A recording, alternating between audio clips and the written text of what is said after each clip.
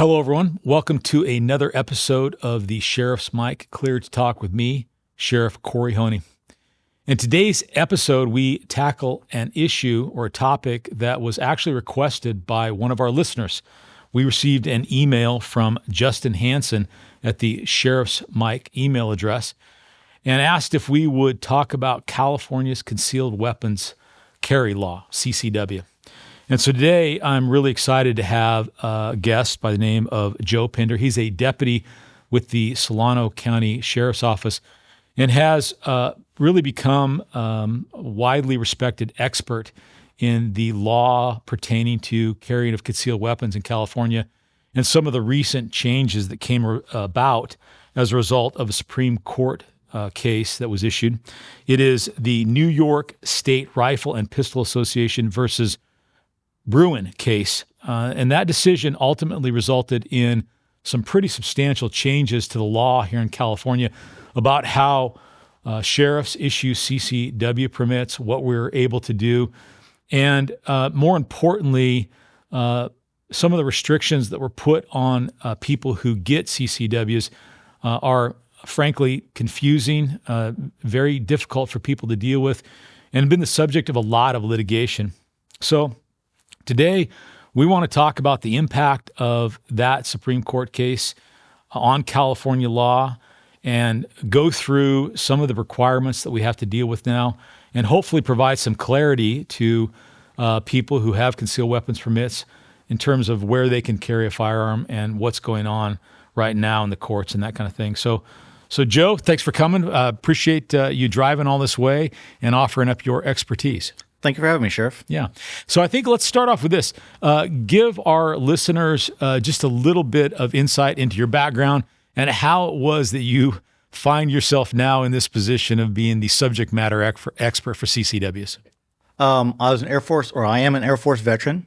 Thank you for service. Thank you. I worked with the Sheriff's Office for 19 years. Prior to doing CCWs, I was a background investigator. As you know, sheriffs task people as they seem fit. One day I was walking by him. He's like, "Can you help me with CCWs?" At that time, we probably had 400 or 500 CCW licenses in the county. Wow. Okay. And he gave me his goals and objectives, and now we're about 4,500. Okay. And it's been a few years since I've been doing it. Just kind of taken from where there was really no guidance of anything with CCWs, no instructions from DOJ, and no counties communicating, and kind of built it up to where we're at today. So you actually were working with CCW applicants and issuing CCW permits prior to this massive change in law. Yes, sir.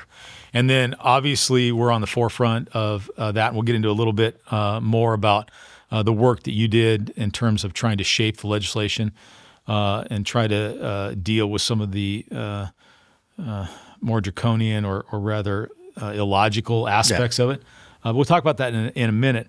But I think to make sure that we're all up to speed and everybody understand, for those who aren't completely familiar with the Bruen decision, are you comfortable giving a kind of a quick summary of that decision? I am. Okay. So what Bruen did is they eliminated enhanced reasoning why you need a CCW license. So good cause. I commonly refer to it as the great equalizer, because there's a lot of counties in the state, even cities in the state, that weren't issuing CCW licenses because they had such a stringent good cause that they wouldn't, there's no one eligible. Historically, San Francisco's had 0 CCW licenses. They had 2 that was issued by the PD. One was for a judge and one was for a senator. Okay. But if you look at the demographics of all the areas where they weren't issuing CCW licenses, they're historically more minority communities and low-income families. Right. And they cost them out for having CCW licenses. With Bruen, it equalized the playing field. Everybody has the same chance to get CCW licenses. So that's one of the greatest things about Bruen, in my opinion. Yeah. It just made everything equal for everybody and told the sheriffs, hey, you have to do this. Yeah. So it's interesting. The Second Amendment, was an amendment that received very little treatment in terms of judicial analysis until I'd say the last decade or so. Yeah. And it wasn't until then that there was a clear understanding based on Supreme Court cases that the Second Amendment is about one's right to protect themselves, right? Yeah. And I think the first line of cases, talked about you do have a right of self-protection, and that's guaranteed by the Second Amendment. And then it moved into the notion that right of self-defense extends beyond your home and into a community place, right? Yeah. But you point out the problem, especially here in California, is that there were jurisdictions where it was virtually impossible to get a CCW permit and therefore exercise, your right to protect yourself. You talked about the number of CCW permits that your agency had issued when you first started, and that certainly ramped up. So there clearly was a change in policy at the Solano County Sheriff's Office that allowed for more people to get a CCW permit, right? Correct. It's interesting. So when I became sheriff, a number of my predecessors were of the mind that, honest, law-abiding, mentally stable individuals who were inclined to have a CCW permit should be able to get one. And so when I became sheriff, we had a couple of thousand people who had received CCW permits, and I think we're up into the range of 4,000 to 5,000 people in Butte County who have had it. But I've talked to people from out of Butte County and out of some of the other counties that are like that, and you're right.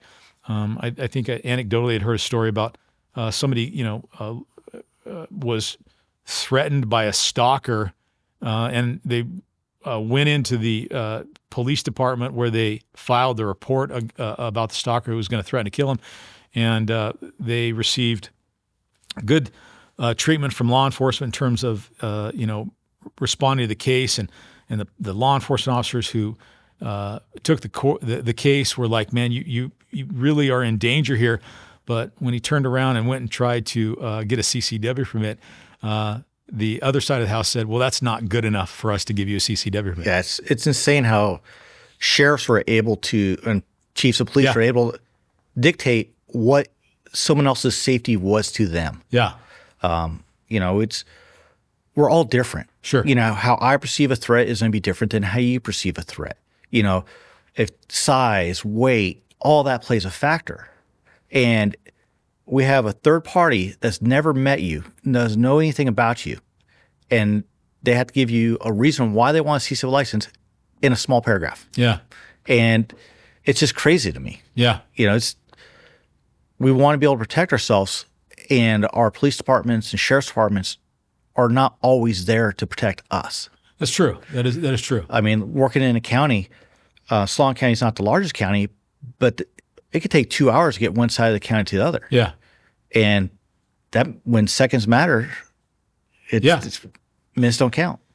So it's also interesting to me too, and I'll talk more about this later in terms of some of the conversations we were having with Department of Justice when they were consulting on the language, right, that ultimately became the law. And it kept occurring to me that, as a matter of course, law-abiding citizens are really not the threat here, right? Because people who are not inclined to go to get a CCW and commit crimes are going to get a gun and commit the crimes whether there's a CCW law in place or not, right? Yes. And so you're automatically dealing with a population who has a propensity to follow the law, right? And I think that speaks well for that population, right? And the crimes, if they do commit any crimes, it's typically like low level, like DUI. DUIs are tragic. Yeah. But it's not the murder and the assaults that we continually deal with when we deal with other crimes. Yeah, for sure. So I guess to sum up, that the Bruen decision really took California from this what they call may issue state, right, to a shall issue state. Yeah. And that almost immediately, in my view, created this knee-jerk reaction on the part of the California legislature, and in many respects by the Department of Justice, because I think it was within a day or so of the Bruen decision being issued, California was already pushing out. Was it 918? 918. Yeah, right. Yeah, that was it. Already pushing it. So they clearly had been working on this in the background ultimately, and So at that time, I was I believe I was the president of the State Sheriff Association, or Yes, you yeah, were. yeah. And we started to engage. We, as the California State Sheriff, started to engage the author of the bill as well as the Department of Justice, because I think early on we saw not only the requirements that the applicants were going to have to go through to get it, but also the places that they would or would not be able to carry a firearm once they received the permit, essentially were creating new barriers, Yeah. right, to people, honest, law-abiding citizens who wanted to exercise their Second Amendment right. And we spent a lot of time talking about those challenges, those issues, the burdens it was going to put on law enforcement, the burdens it was going to put on applicants. And we had a number of discussions with representatives from the author of the bill as well as representatives of the Department of Justice. You and I were both on those calls. Yes, sir. Yeah. And, one of the things that occurred to me after several calls when we would point out some absurdities that would result from the passage of certain provisions of this language, or the bad unintended consequences, if they were in fact unintended, was that we were really dealing with people who the concept of carrying a firearm by a law-abiding citizen for personal protection was so foreign to them. That wasn't something that entered into the equation at all. And I think even one of the conversations we had, because they were wanting all psychological evaluations on everybody during the 918 process, that they said, well, if you want to carry a gun and you're not a cop, there's got to be something wrong with you. Right. And it's just crazy to me. And that's so that was the piece that I when they said that, that's when I realized that they think that if you aren't a cop and you want to carry a gun, you're either a criminal or you have a mental health issue, right? Yeah. There was no capacity for them to think that, again, honest, law-abiding, mentally stable individuals may just, want to have a firearm to protect themselves, right? Yeah. And once I kind of realized that was the approach, that was the paradigm, that was the view, it was very hard to overcome some of the provisions that really made it difficult for people and actually created these kind of absurd situations. Yeah. Right? It's crazy. I mean, I don't know if you remember towards the end, because we talked to them all the way up to like the week before the bill went to vote. And they said, well, you can say what you guys want. You can either get on board or we're just going to move forward without you. And I think that's when you guys said, we're okay. Yeah. You can move it without it. We're not going to give you any support. And luckily it got shot down. Yeah. But then comes SB2. True, exactly. And so that was also an interesting bit of political drama, as you'll recall, because they were not at all inclined to support or to address any of the concerns, the California State Sheriff Association that we brought up. And it was ultimately, it was defeated by narrow margin, right? I think it was 3. Yeah. And I remember specifically, it was a late night session, and I got a call from the lobbyist for CSSA and said, hey, we beat the bill back. But we knew immediately that they were going to come at us again, right? They would come back at it with something else. And so ultimately is when we get SB2. Yeah, and it was interesting with the whole vote thing, because I always thought it was like one, then a revote. But it's like they kept voting and voting and voting, and then they kept bringing different political figures in to talk to the legislators and lobbyists and all this to get them to change their vote. Because if you look at the vote history, the first vote lost bad. Yeah. And they just kept kind of bullying everybody else until they got the results close to what they wanted, but they didn't get it.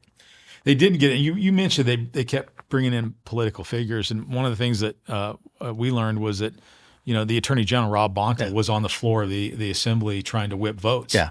Which is an unprecedented thing. And also, a little bit disheartening, because your hope would be that he would allow that legislative process to take its natural course, right? Especially when you have the law enforcement professionals in the state of California, through the sheriffs, that is, who are the ones that are going to be dealing with this on a day-to-day basis, saying, this is problematic. This is not going to work the way you think it's going to work, or maybe it is, I don't know, but it's not going to be something that is going to be it's going to be overly burdensome for us, overly burdensome for the applicant, and ultimately result in these really absurd outcomes. Yeah, it's insane what they were trying to get through. I mean, it is. But they did come back, and they came back with Senate Bill 2, right? And ultimately, after that passed, and clearly, I guess it was their workaround for Bruen, and everybody seemed to be quite concerned about it.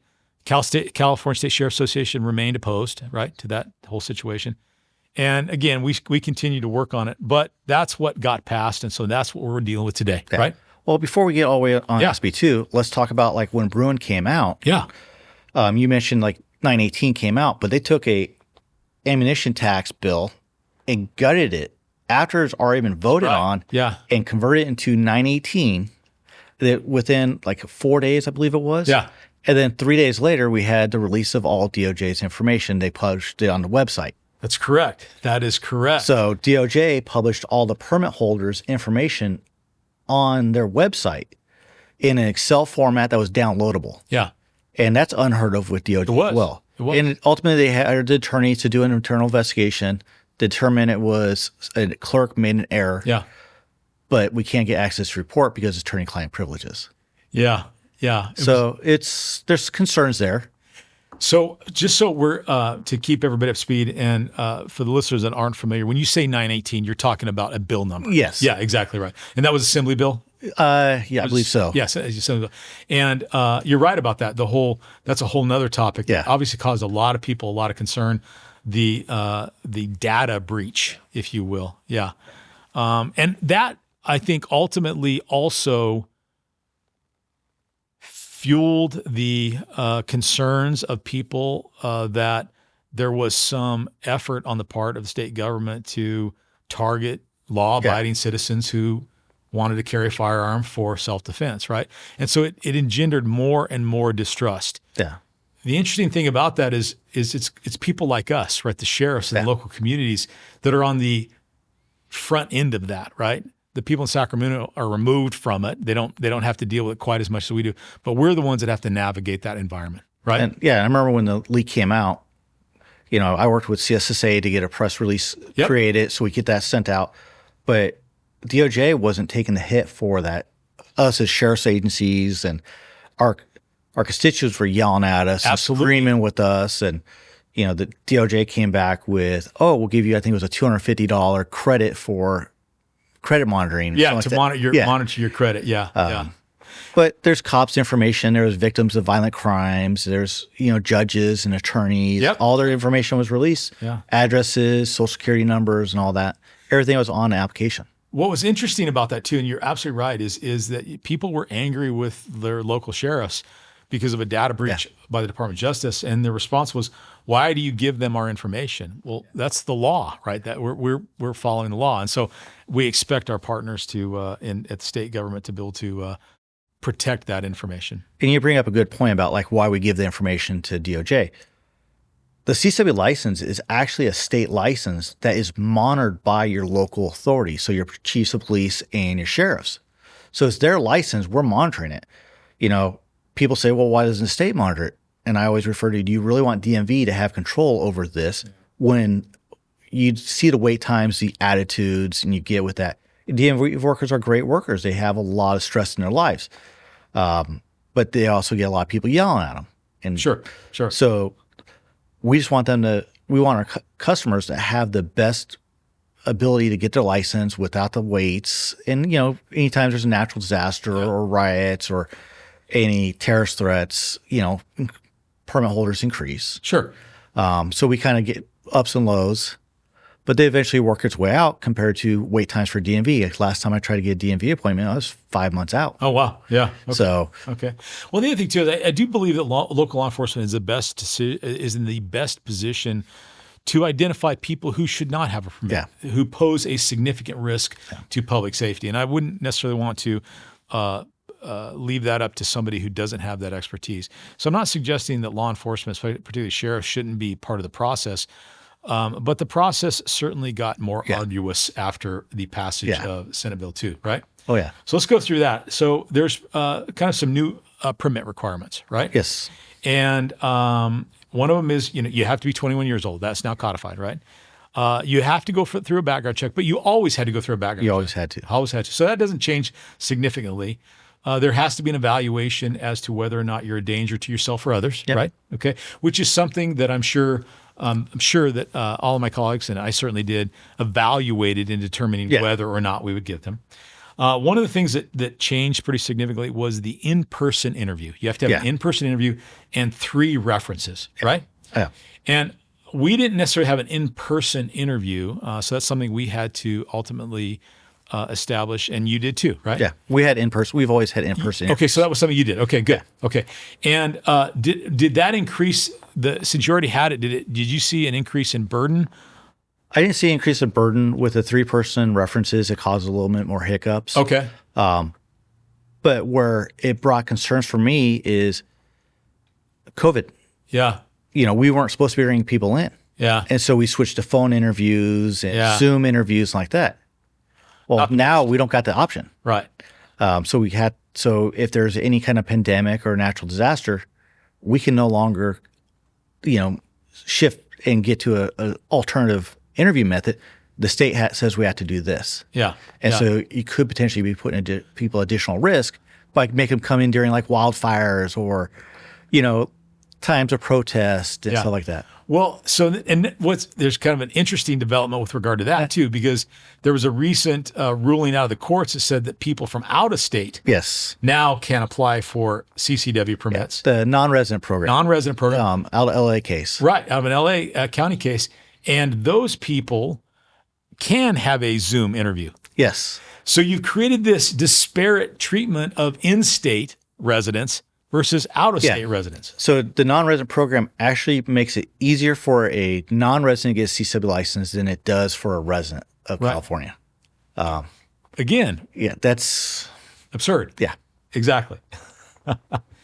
That's a topic for another day. A topic for another day, exactly. The other aspect of this is, especially, my office, other offices that are smaller, may not have had dedicated personnel to, deal with these interviews. And so now we've had to obviously do that, and we've had to scramble around to get additional staff. But the state didn't provide any funding to the local law enforcement to take on that additional burden. Yeah, they didn't provide any additional funding, but they took the cap off. Yeah. So, before there was a case with a local PD in Sacramento County that was selling permits essentially to raise their revenue. Right. Okay. Well, they put a cap on there for $100 plus California Consumer Price Index. Yeah. And so it kept the fees lower. So, it was more achievable for everybody. Well, they took the $100 cap off, and then PDs and Sheriff's Office went from $100, $200 up to $1,000. And I think the highest I've heard is $1,500. Wow. For processing CCW license. Yeah. And we had to raise our fees as well, not only to deal with that piece of it, but on the back end of it, if someone is denied, there is this pathway to go to the courts and litigate it, and then there has to be support for that. So it did definitely increase the cost of getting a CCW permit, which again, that limits who can get it, right? If you can't afford it. In addition to that, they increased the training requirement, right? And none of these things are actually bad. I mean, I'm not upset about any of these things. They're not bad, but they did have an impact, and ultimately, are things that not only the agency has to navigate, but the applicants, right? Yeah. So we worked to get that in place and working through the whole thing. But the other thing that SB2 did was create this sensitive spaces thing, right? Oh, yeah. And I think they modeled that after New York. New York, I think it was the Manhattan area had a certain list of things they had to go after. Yeah. So are you good going through kind of the sensitive space? Let's do that. Yeah. Tell people about where all these sensitive spaces are. So, first of all, this only applies to permit holders under 26-150, 155, and 26-170. So, which are penal code sections. Yes. Okay, good. Yeah. 26-170 is actually like your reserves officers. Yeah. So that's also got to be considered when you're applying these to your permit holders. Yeah. A building, real property, or parking area under control of a preschool or childcare. Okay. That's private or public. Right. It's either or. Okay. Building, parking area, portion under. Hold on a minute before you leave that. Does that include the parking lot? Yes. So if you're a CCW permit holder and you go to pick up your child or your grandchild, and you have your CCW locked in your car. I'm sorry, you have your firearm. You can lawfully carry your firearm. Yeah. You have it lawfully locked up in your car. The moment that you turn onto the parking lot and park your car to go in and pick up your child, you're in violation of law. Yes. There's a exception for like disarming, like, putting in your trunk and all that. But if you're driving up onto the parking lot and it's already loaded, in technical terms, you're in violation. Right. And these are the things that we pointed out when we were talking to DOJ, because let's play this scenario out. You go to pick up somebody at a daycare and you get out and you pull a gun out and you start to unload it and put it in your trunk. Is that going to result in a call to law enforcement and panic? Oh, yeah. 100%, right? Yeah. That was that absurd outcome that we talked about, right? Yeah. Yeah. Well, let's, playing scenarios is if one of your deputies pulls over a car and it turns into a parking lot and it just happens to be a childcare. Right. Now they're in violation of the law. Yeah. And as the agency, you put them in that situation. Yeah. All right. What's the next place? The next one is parking area or any portion of building under control of an officer of the executive or legislative branch. So, Any government building. Any government building. Right. So if you're at the City Plaza here, right, and you park your car and you have a CCW and you have this whole thing where once you go into the parking lot.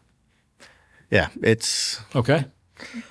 A building designated for court proceedings, including matters before the Superior Court, District Court of Appeals, or California Supreme Court, and their parking area. Same thing. But if you're a judge, commissioner of that court, you're exempt. Okay. All so right. it's double standard. Yeah. Yeah. A building, parking area, portion, building under control unit of the local government. So another government facility. Same thing. Yeah. Right. So let me ask you this. So based on that, though, if I issue a CCW permit to a person and they come to the sheriff's office, they have their CCW, they have their firearm, it's loaded, locked in the car, that's lawful for them to do that. Yeah. And they want to come into the sheriff's office to renew their CCW. The moment they park in the parking lot, they're in violation of the law. Yes. Yeah, and it's crazy. It's okay. And they actually have another section for highway patrol, PDs. Okay. They do give the exemption for carrying under 26-165. Which is? So it's a training requirement. Yeah. Okay. So you go to your training. Yeah. Okay. But there's different events that sheriff's offices hold. A lot of sheriffs host the Shoot with the Sheriff event. We do. I have one of those. So if your permit holders come up and they're, hey, we're going here just to go through Shoot with the Sheriff event, that's not a training requirement unless you outline it as some kind of curriculum for it. Yeah. Yeah. It's crazy. Yeah. A building, real property, parking area under control of adult or juvenile detention, correctional institution, prisoner jail. That's understandable. Yeah, 100%. I understand that completely. Yeah. This one's been proposed, but it hasn't been enforced yet because it's got ruled down by the courts at this point. So, and I want to talk a little bit about that. So let's go through the ones that, because there's a number of these that have essentially injunctions have been issued by courts staying the enforcement of them, correct? Yeah. Correct. So we'll skip those until the end. No, go through them and we'll talk about a building, real property, or parking area under control of a public or private hospital or hospital affiliate, mental health facility, nursing home, medical offices, urgent care facilities, or other or which medical services are customarily provided. So your hospitals and all that. Makes sense. Okay. That one is, been stayed for now. Okay. Okay. A bus, train, or other form of transportation paid for in whole by part or public funds. Okay. So every bus, every BART, every subways like that all receive government funds. Right. Okay. That one's been stayed, but with AB 1078, Ninth Circuit Court of Appeals suggested it going in there. Okay. Okay. So we'll see where that goes. Yeah. Okay. Okay. This one is actually enforceable. A building, real property, parking area under control of a vendor or establishment where intoxicating liquor is sold for consumption on the premises. So that takes in bars and restaurants. That takes in restaurants, Applebee's, and festivals. Right. So, I don't know if Butte County has any festivals where they're walking down the street and they allow liquor licenses on the street for that day, Yeah. can't carry. Yeah. So I completely understand the bars, and I think that's Yeah. I made it a requirement before this that you couldn't carry your CCW in a bar. And there's always been a state restriction. You couldn't carry it in a bar. Exactly, and it makes complete sense. We don't want people who are intoxicated to be carrying guns around. I get that.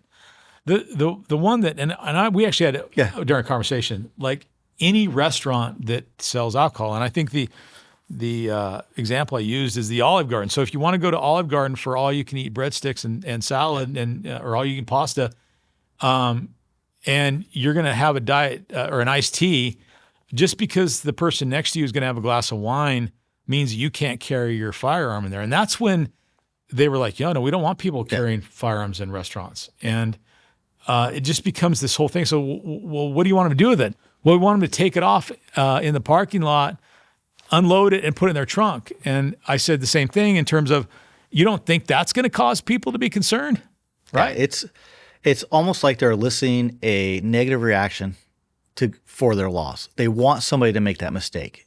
Yeah, and the other thing is, leaving your firearm in a vehicle isn't always the safest thing either. And there's a whole lot of things but it came back to this whole thing where, it's almost as I don't even know where I can go without violating the law, right? There's a whole host of things like sports stadiums and parks. Parks was another one, right? Is that one stayed or is that one still? That one's back up. That was back up. So if you want to go for Bidwell Park here in Butte County, a wonderful place, massive park here in Chico. There's some real rugged areas. If you want to go for a run in Upper Park, and you want to carry, a concealed firearm for your protection from, wildlife or from people or whatever, it's now a violation of law. And you bring up a good point, is like the wildlife. Right. I mean, we're moving into areas where wildlife is prominent, with more mountain lion sightings, bear sightings, and all that. And wolves, don't care. Yeah, wolves, yes. Yeah. That's going to be another topic. Yeah. Yeah. I got a guy for you on that one. Okay, good. But, these runners are coming across mountain lions. Yeah. And now they don't have a way to protect themselves. Yeah. I don't know if you've seen the video of the hiker in L.A. No. He's walking up and all of a sudden he looks up and he sees a mountain lion like 10 yards away from him. And he just kind of froze, and the mountain lion, he's video recording it. Okay. And he records the mountain lion just kind of walking by him slowly. Really? And and this is in LA. Well, and maybe that'll work, right? But if not, I'd certainly like a way to defend myself. Yeah. So another one that came up that I got a lot of concern about was the churches and places of worship. Yeah. And I had a number of pastors come to me and go, "Hey, we have internal security teams because regrettably, churches and places of worship have been the scene of active shooter situations, right? And our internal security team are all CCW holders, but now they can't do it, right? And ultimately, I think that one is currently stayed. Is that correct? One's currently stayed. Yeah, and that's most churches. Their security teams are by CCW holders. Yeah, because the churches can't afford to pay for security details, right. And you don't want the armed security guard with a tactical vest and that. Want to be tactical and just kind of have that aspect going. They want more of a friendly environment. People dress down. Now, they should have security protocols like training, enhanced things, and kind of work together. But they can't just turn around and say, you can't protect yourself. I mean, there was an attempted church shooting last week in Michigan. Yeah, that's right. Yeah, exactly right. Yeah.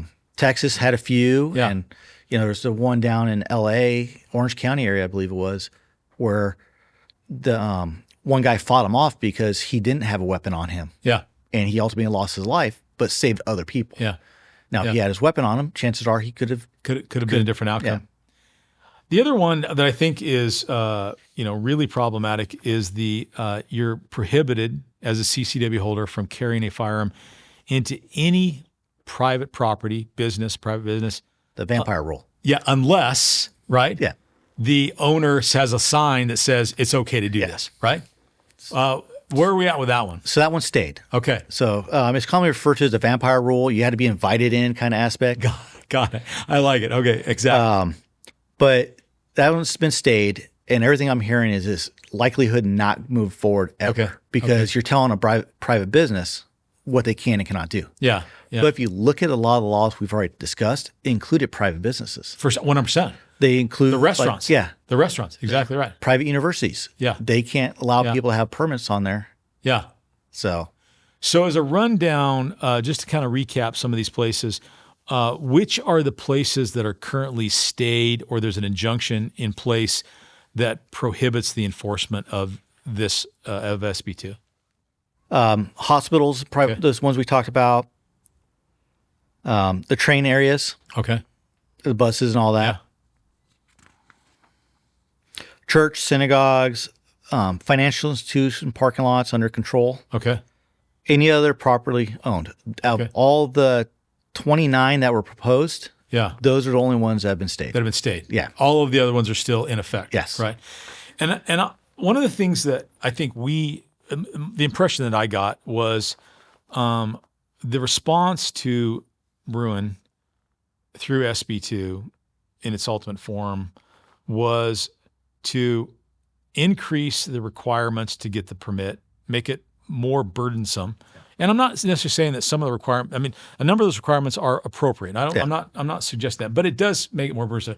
But the sensitive areas provision of the law, in my view, really was about, fine, go ahead and get a permit, but you won't be able to carry it anywhere. Yeah, they're just trying to make you a criminal Yeah. for wanting the ability to protect yourself. And so that was the fascinating thing, is because criminals don't go and apply for CCW permits, right? Criminals just go get guns and use guns to commit crimes and violence. Yeah, these people went through background checks, in some cases, psychological evaluations. They've been through training. Yeah. The firearms are registered to them. Right. You know, there's been a background check comparable to a peace officer's background check, just not in depth. Right. In many respects. Yeah. Yeah. Yeah. So, And it's funny because some of the requirements have a CCW license holder. You can be hired as a deputy, but you can't be hired as you couldn't have a CCW license. yeah. Yeah. The DUI rules and restraining orders and all that. Right. All of the preclusions, exactly. And some of them, they get pretty deep into, past criminal behavior, past, and it's interesting because, right, sometimes in some cases, a very minor criminal offense in the past, which is not indicative of who you are now, would preclude you from doing that. Yeah. Right. And again, it just comes back down to the way the law was written was designed to make it hard to get a permit, and then if you're successful at getting a permit, make it so that you can't carry anywhere, or you're scared to carry anywhere because you're afraid that you're going to violate the law. And it's crazy how this is all working out, because you have they're prohibiting categories for people. You can have a disagreement with a family member and they file a restraining order and then ultimately dismiss it at the first court hearing, but you can't have a CCW license for 5 years after, even though there was no reason for the restraining order to be issued. Well, it doesn't necessarily have to be a family member either, right? It could be anybody, any Your restraining. neighbor, right, is mad that your dog took a crap in his yard, right? And you got into a disagreement, and now you're in that particular situation as well, right? Yeah. And it doesn't even, it's not even on the conclusion of the court hearings. It's once a order's been granted, right? That's it. So if there was an ex-parte hearing where someone goes to speak in front of the judge without you present, and then they make something up, you lose your rights to protect yourself, but they don't know consequences for them. Kind of a guilty before you're proven innocent kind of thing. You brought up another point, which I was also kind of, we had this conversation with the authors and DOJ, which I thought was a really stupid provision. And that was this. So the firearm that you carry under your permit has to be registered to you. And DOJ has no mechanism to register a firearm to more than one person. And we brought up this idea that if you have a married couple, right, and they purchase the firearm during the marriage, well, it's community property, right? They both have a interest in that firearm. And you may have a scenario where you'd like, say, for example, a husband and wife both have their CCW permits, and you'd want them to be able to carry the firearm that they own, depending on the circumstances. And DOJ said, no, they can't do it. And my response was, well, guess what? You're just going to sell more firearms that way, right? And it happened that way. It did, yeah. And it's the asinine part of it, though, is there is laws that talk about sharing weapons for Right. spouses in the penal code. Yeah, exactly. So And it just seemed that whole argument was lost on them. And again, it comes back to this: hey, these are law-abiding people. They're trying to do the right thing, and it seems as though there is this desire to have fewer and fewer firearms in society. Why would you create a provision that results in the sale of more firearms, right? I mean, for that matter, let's be honest. Every time the California legislature passes a new gun law, they drive sales of firearms up, right? yeah, I have friends that own gun shops, and when President Biden was elected, gun sales went through the roof. Yeah, Just because they're afraid what's going to happen. yeah, Anytime you bring a light to a situation, it just causes more firearm sales. yeah. And the thing about it, and we've been in law enforcement a long time ago, and I'm all about holding people who use firearms illegally or to harm other people accountable. Yeah. Right. And if we spent our efforts holding those people accountable, that seems to be a good way to address this issue, as opposed to making it hard for, again, honest, law-abiding, mentally stable individuals to exercise their Second Amendment rights. And that's when we started talking about the restrictions. I wanted to bring up the 26, 150, 155, 170, because this doesn't stop the criminals from going to those areas. Right. This just stops law-abiding citizens. Correct. Right.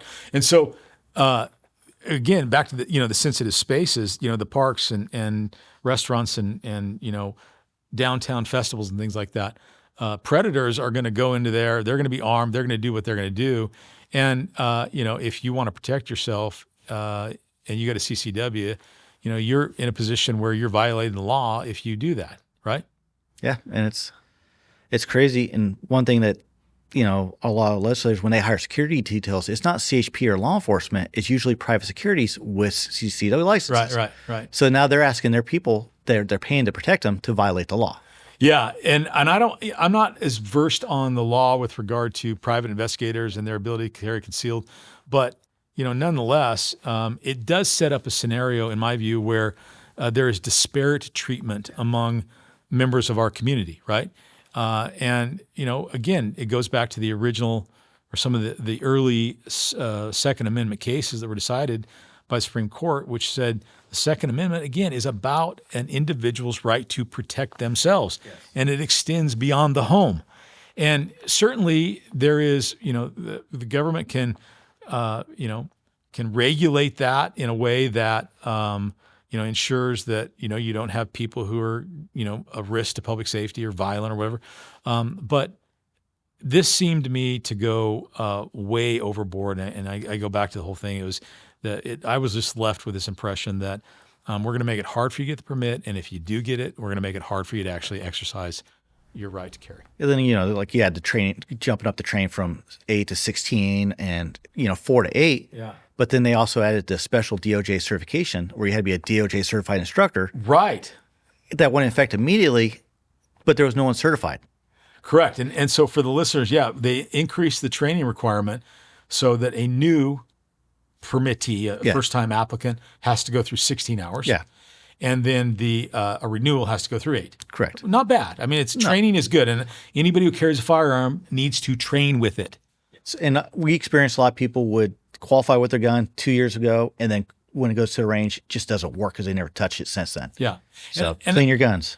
And not only that, and I would go back to the thing, and I'm just going to take this moment. Carrying a firearm is a huge responsibility, especially carrying a firearm concealed, because you always run the risk of people seeing it when they shouldn't see it, or you're not being able to protect it, from being taken away if you get in some kind of altercation.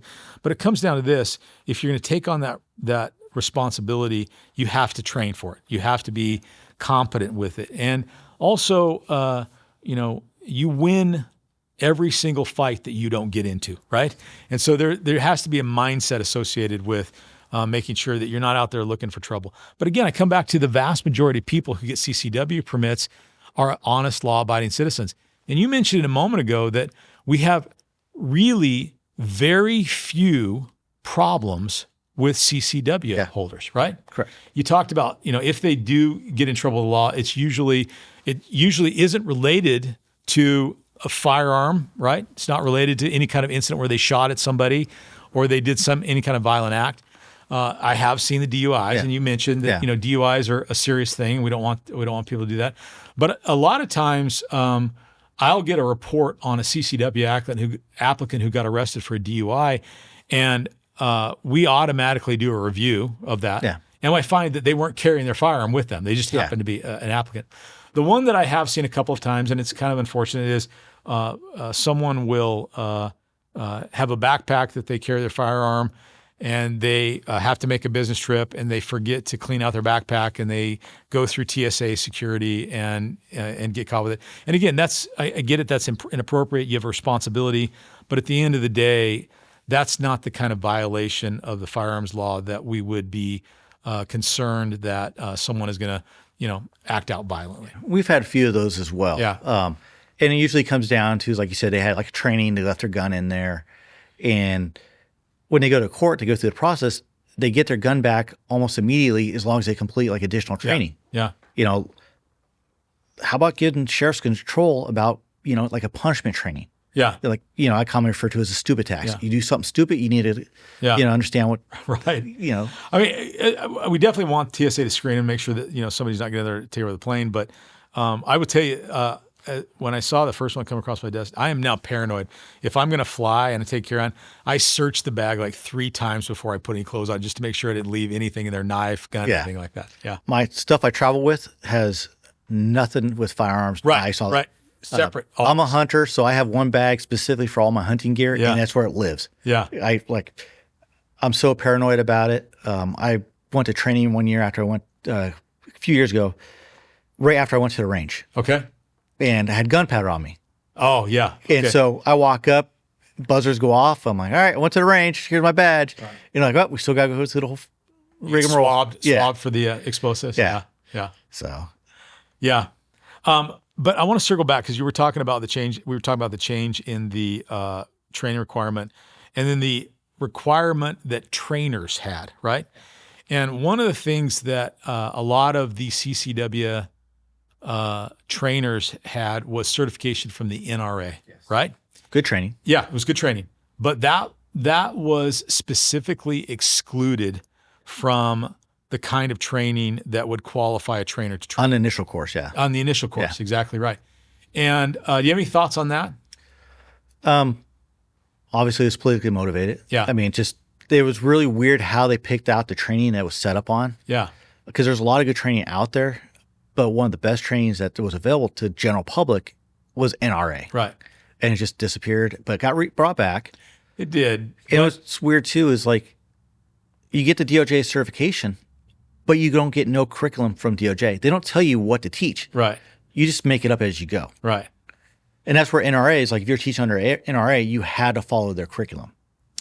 Yeah, it felt politically motivated to me as well. NRA is obviously they were driving force in the Bruen case probably. Yeah. Obviously they attacked every time there's any kind of gun-related violence, and they are proponents of gun rights. So I suspect it felt political to me. The other piece of it was they said that a post-California the Commission on Peace Officer Standards of Training certification would be valid. And if you're a retired law enforcement officer, fine.